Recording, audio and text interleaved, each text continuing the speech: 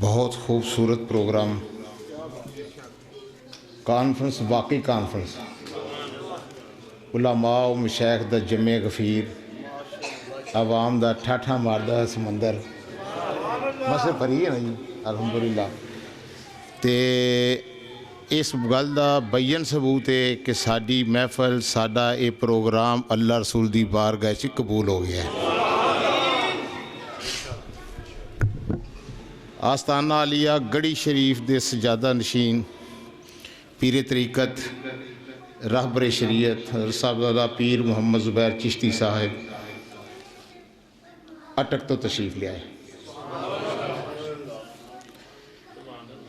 اور او شخصیت نے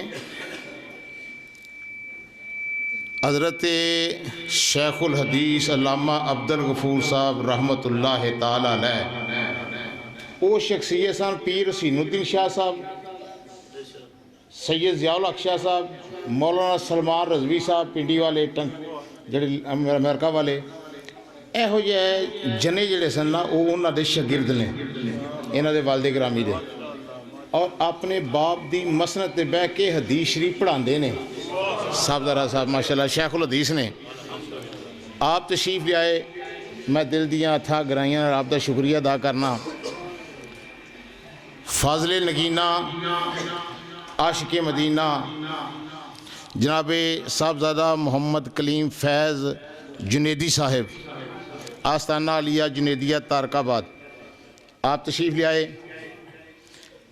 اور فاضل ذیشان پیر طریقت جنہوں نے ویکھیا خدا یاد ہوندا ہے، اے ویکھو نا پگ شریف، حضرت حاجی صاحب دی نشانی، حضرت علامہ مولانا پیر محمد ساجد صاحب قادری، آستانہ عالیہ مدو خلیل شریف، آپ تشریف لے آئے، پیر طریقت رہبر شریعت فخر السادات حضرت صاحبزادہ پیر سید محمد عمر شاہ گیلانی دامت برکاتہم القدسیہ، آپ تشریف لے آئے، اور آستانہ عالیہ نوری دربار خیالی دروازہ دے سجادہ نشین جناب پیر طریقت صاحبزادہ حافظ محمد عادل صاحب دامت برکاتہم القدسیہ نوری، آپ تشریف لے آئے، علماء دا جمع غفیر ہے، جلسہ بڑا سونا ہویا تے علامہ صاحب دا خطاب بھی بڑا اعلیٰ ہویا۔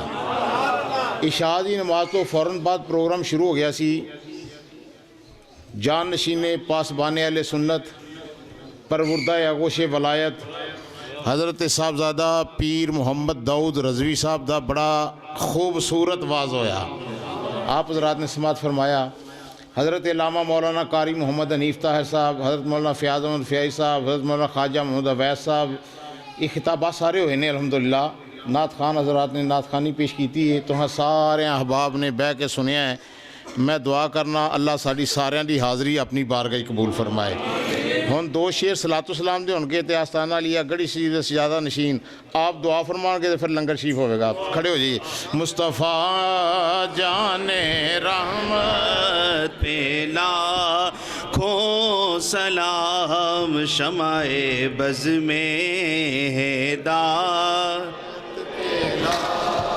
جی سہانی گھڑی چمکاتا ہے باقا چاند، جی سہانی گھڑی چمکاتا ہے باقا چاند، اس دل افروز ساعت پہ لاکھوں سلام، مصطفیٰ جان رحمت پہ لاکھوں سلام، شمع بز میں ہدایت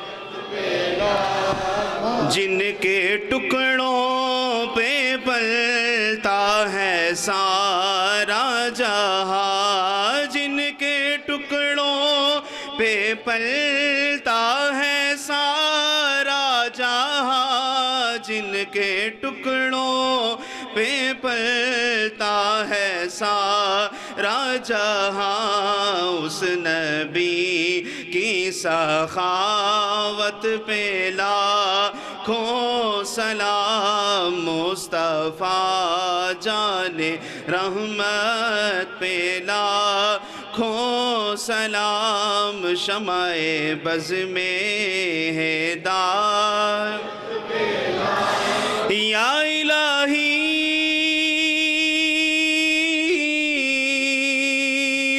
صدقہ آل رسول، یہ سلام عاجزانہ ہو قبول۔ تشریف رکھیے سارے حضرات۔